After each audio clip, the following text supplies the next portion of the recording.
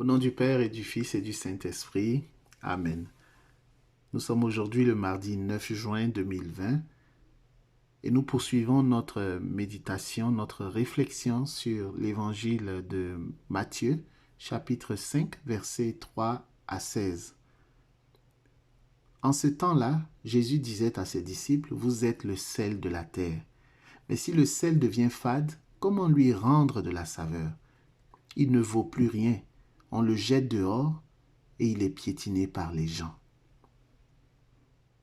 Le sel est un minéral. Un minéral est un élément ou composé naturel inorganique constituant de l'écorce terrestre ou de la croûte terrestre, c'est-à-dire la partie superficielle du globe.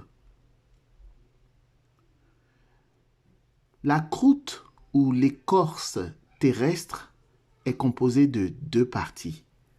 Il y a la partie continentale qui est formée des continents dont l'épaisseur est de 30 km et il y a la partie océanique qui est sous les océans, qui est le plancher qui se trouve en dessous des océans et qui a environ 10 km d'épaisseur.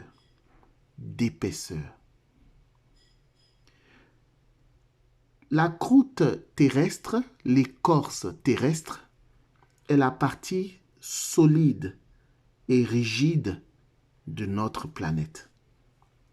Et cette partie solide et rigide est constituée de minéraux, puisqu'elle est constituée de roches, essentiellement de roches.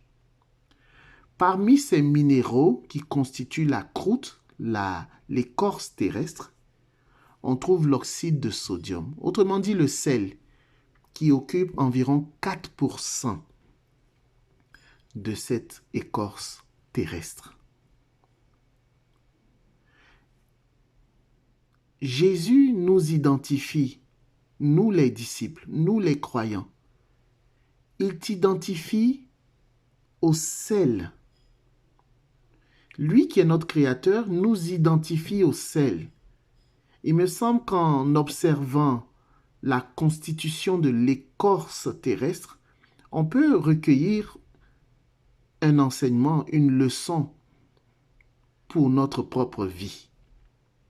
Bien sûr, je ne suis pas un expert, un géologue. J'ai fait quelques recherches qui me permettent ici d'avancer ces informations. Jésus t'identifie au sel de la terre. Au sel qui, d'un point de vue physique, le sel est un des constituants de l'écorce terrestre. Et Jésus nous dit, vous êtes le sel de la terre. Cette écorce terrestre est partout sur la surface de la terre. Elle englobe toute la surface de la terre. Qu'elle soit continentale ou qu'elle soit océanique, elle englobe toute la surface de la terre. Les chrétiens sont appelés à être partout. Et on le voit, les chrétiens sont partout sur toute la surface de la terre. Mais allons plus loin que ça. Comme chrétien, tu es indispensable à ce monde. La croûte, l'écorce terrestre est indispensable. C'est la partie la plus solide et la plus rigide de notre planète. Comme chrétien, tu participes de la solidité, de la rigidité de la terre. Non seulement sur un plan physique, mais sur un plan même spirituel.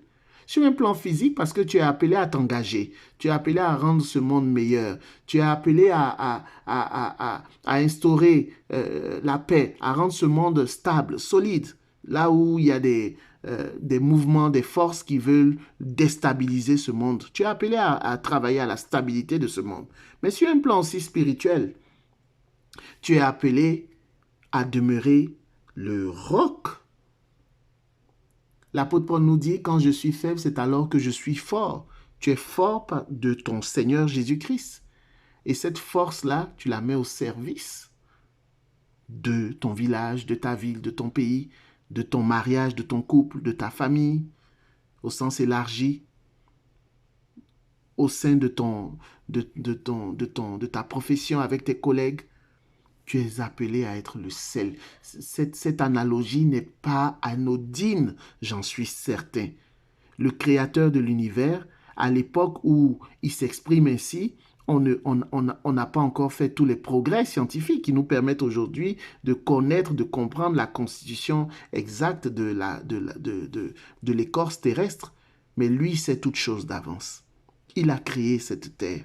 Il a créé l'univers visible et invisible. Alors il peut le dire, tu es le sel de la terre. Tu es nécessaire, tu es indispensable à cette terre.